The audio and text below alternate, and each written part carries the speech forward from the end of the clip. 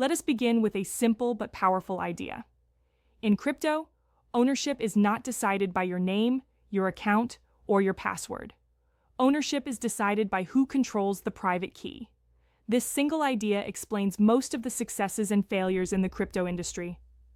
Today, we will carefully understand how crypto assets are stored, who controls them, and why custody is the most important risk factor in digital assets.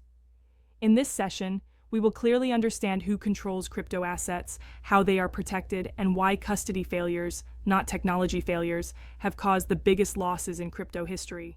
In traditional finance, custody is simple. A bank holds your money, and the law protects your ownership. In crypto, there is no central bank.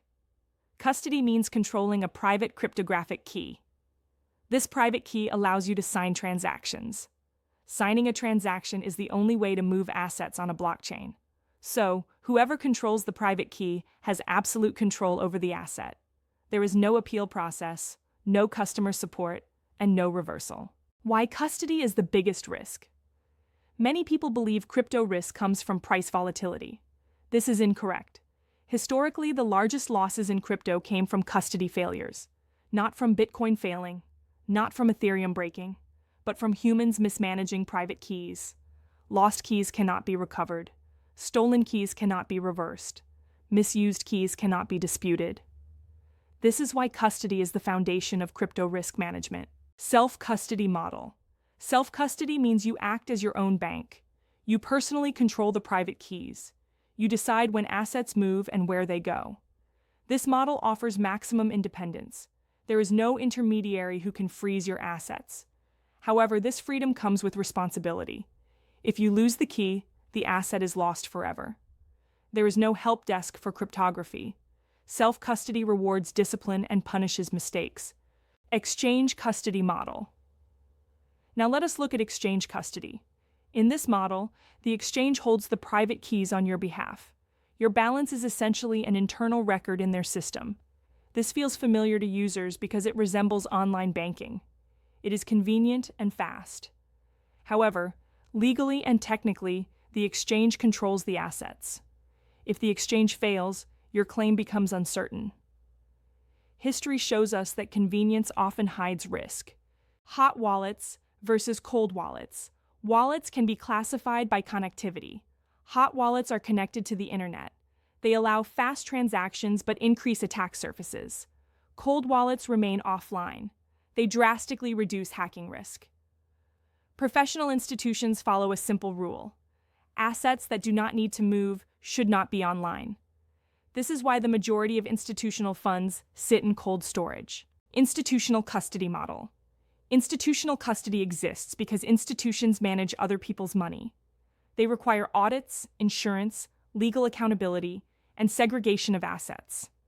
Institutional custodians store assets separately for each client. They do not mix funds.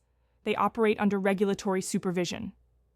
This structure allows large investors to participate without violating fiduciary duties.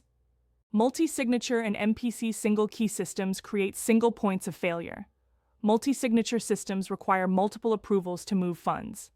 This reduces insider risk. MPC goes even further. The private key is mathematically divided and never fully exists in one place. Even if one part is compromised, the asset remains safe. This is why MPC is becoming the institutional standard. Qualified custodians. Regulators require institutions to use qualified custodians. These custodians are licensed, audited, and legally accountable. They must follow strict operational and security standards.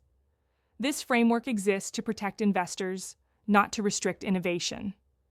Without qualified custody, ETFs and institutional funds cannot legally operate. Custody failures and lessons. Every major crypto collapse shares the same pattern. Assets were commingled, controls were weak, transparency was missing. These were governance failures, not technology failures. Modern custody standards exist precisely because of these painful lessons. Retail vs. institutional priorities. Retail users prioritize ease of use. Institutions prioritize survival. Retail custody optimizes for speed and convenience. Institutional custody optimizes for risk minimization and legal compliance. Neither approach is wrong. They serve different objectives. Understanding this difference prevents unrealistic expectations. Crypto custody is not a feature. It is the foundation of ownership. Before analyzing price, returns, or innovation, one must understand custody. Those who ignore custody misunderstand crypto itself. Education begins with fundamentals, and custody is the first fundamental.